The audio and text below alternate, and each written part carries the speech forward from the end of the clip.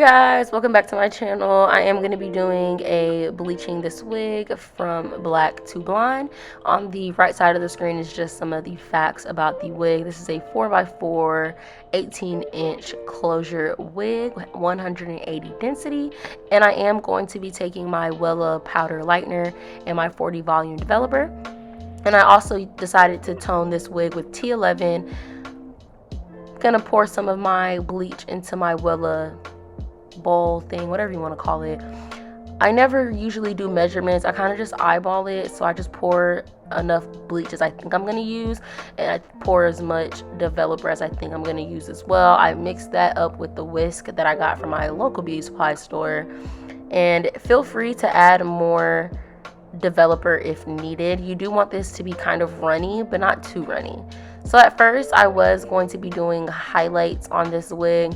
So if you want to do highlights, you do the method that is kind of over and under, over and under, and over and under. But later in the video, you will see that I decided that I didn't want to do highlights anymore. Just kind of wanted to dye the entire wig.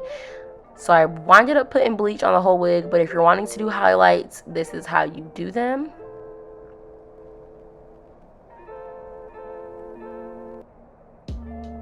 You want to make sure that you use gloves for this. You do not want to get bleach on your hands. That is not something that you want to deal with.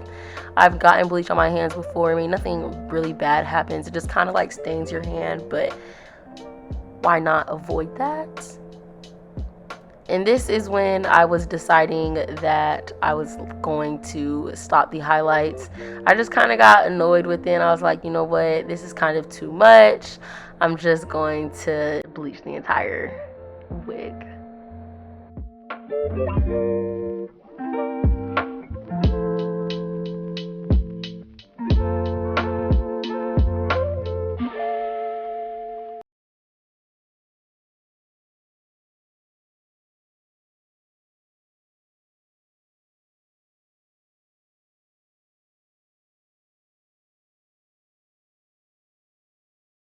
Make sure that you are coating every strand of the hair. I always try to massage in the bleach just so I can make sure that everything is going to be set in there.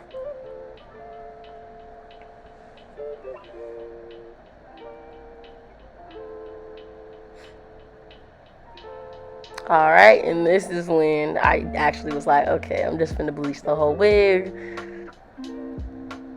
So if you bleach the whole wig, it doesn't really matter how you put the bleach on there. You can brush it on there if you want to, or you can just do what I did, grab bleach, slap it on the hair, and continue with your life.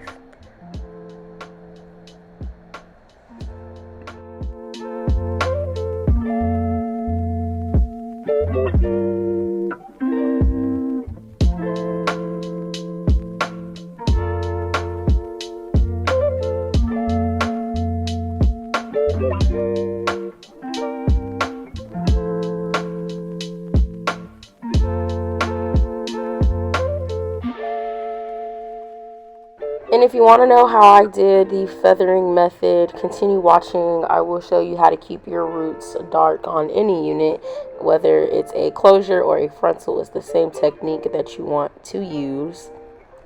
You want to pay very close attention to your frontal or closure section. I always try to just section that off, like how you see at the top. I'm going to pull that section out to begin feathering.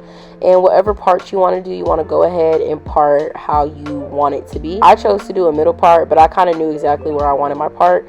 So you're going to put bleach towards the bottom, bring it up towards the top. Once you get to the top, you're going to decide how much of black or dark roots you want. Once you decide that, you're going to paint it down and then use the brush to feather that like how you saw I did. And this is just what the hair is looking like while it is processing. I did double process this hair. The first time I left it on for 45. And I am just going to rinse that out. And the second time I decided to dye it, the reason why I decided to bleach it a second time, I didn't really like the color. I wanted it to be a little bit brighter. I should have just left it on for longer. So I did wind up leaving this unit total time that it had bleach on its hair was about an hour and 15 or about an hour and 30. So I am going to be using my Shimmer Lights purple shampoo. I did just go ahead and tone this hair. I didn't realize that I was going to bleach it again until after I was done rinsing out the purple shampoo. I was like, this could be a little bit brighter.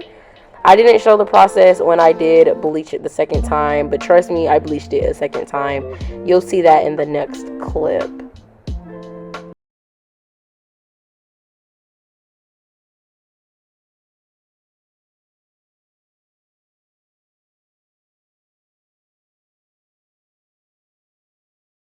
This clip is after the second time that I decided to go in and bleach it again, and after I used the purple shampoo. You can definitely see a difference between the color of this one and the other one. This one looks less brassy, and that's exactly how I wanted it. Now this is how the color looked like when it was completely air dried. It's very, very light, and that's exactly how you want it to be. And I'm sorry for the next upcoming clips. I did have to move around when I was trying to tone this hair. I did all of the toning and bleaching in about 24 hours. So the next clip, the lighting is very bad, but just bear with me. I had to get the video out to y'all. So I did take the Wella T11, and for every bottle of Wella, you are going to use 2 bottles of developer.